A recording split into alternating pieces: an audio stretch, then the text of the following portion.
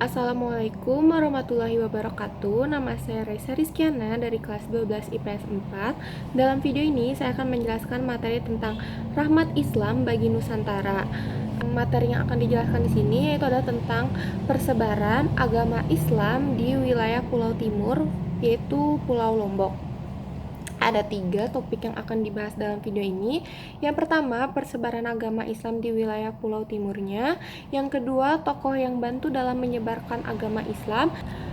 Dan yang terakhir, kerajaan Islam yang berdiri di Pulau Lombok. Secara umum, dalam membicarakan wilayah persebaran agama Islam, lebih banyak dibicarakan di bagian wilayah barat saja, seperti pulau-pulau yang besar kayak Jawa, Sulawesi, Sumatera, dan Kalimantan. Sedangkan wilayah timur lebih jarang dibahas. Nah, pada dasarnya, proses masuknya agama Islam di Lombok merupakan hasil dari kontak perdagangan para pedagang muslim dengan berbagai kerajaan yang ada di Nusantara pada abad ke-13 Masehi hingga 14 Masehi. Topik yang kedua, proses islamisasi di Lombok, yaitu wilayah Nusa Tenggara Barat terdiri atas 2 pulau besar, yaitu Lombok dan Sumbawa. Pada akhir abad ke-15 hingga awal abad ke-16, Islam mulai masuk ke Lombok. Wilayah Bayanlah yang diduga sebagai pintu gerbang masuknya Islam pertama kali ke Pulau Lombok. Nah, siapa tokoh yang membantu dalam penyebaran agama Islam di Lombok ini? Yaitu adalah oleh Sunan Prapen.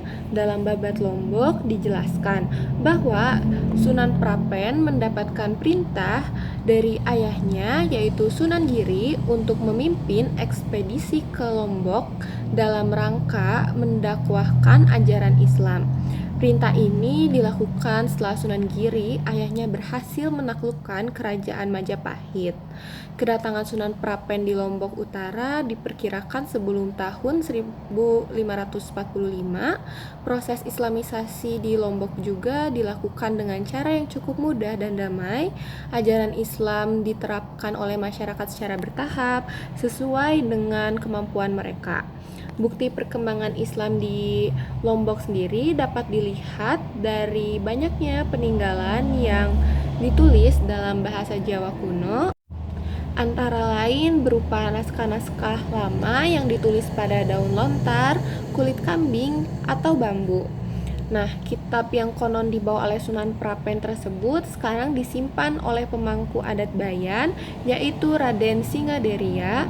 Selain itu, ada pula Masjid Bayan Balek, seperti foto yang dicantumin di slide sebelumnya. Itu merupakan masjid yang dibangun pada abad ke-17, merupakan peninggalan Islam. Ini diyakini juga sebagai masjid pertama yang berdiri di Pulau Lombok. Dari Bayan, Sunan Prapen pun melanjutkan perjalanan menuju ke Labuan Lombok yang saat itu masih berdiri kerajaan-kerajaan. Nah, lanjut ke masa kerajaan di Lombok, pendapat lain mengatakan bahwa proses masuknya Islam di Lombok dibawa oleh Ghaus Abdur Razak dari Baghdad. Nah, selain sebagai penyebar Islam, Ghaus Abdur Razak juga diyakini menurunkan sultan dari kerajaan-kerajaan yang ada di Lombok. Ghaus Abdur Razak menikah dengan seorang putri dari kerajaan Sasak dan melahirkan 2 anak, yaitu Syekh Zulkarnain atau dikenal dengan Syekh Abdurrahman, dan seorang putri yang bernama Syarifah Latifah yang dapat julukan Denda Rabi'ah. Syekh Zulkarnain inilah yang mendirikan kerajaan Selaparang yang berada di Lombok bagian timur pada abad ke-16 dan sekaligus menjadi raja pertama dengan gelar Datu Selaparang atau Sultan Rinjani. Oleh karena itu, dinasti Selaparang diklaim sebagai yang pertama kali menerima Islam di Lombok.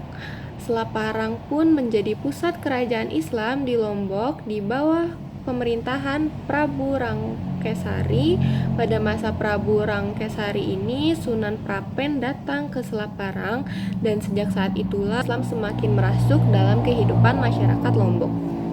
Sekian video penjelasan dari materi tentang persebaran agama Islam di Pulau Lombok. Mohon maaf kalau masih ada kekurangan dalam penyampaian ataupun ada kesalahan. Wassalamualaikum warahmatullahi wabarakatuh.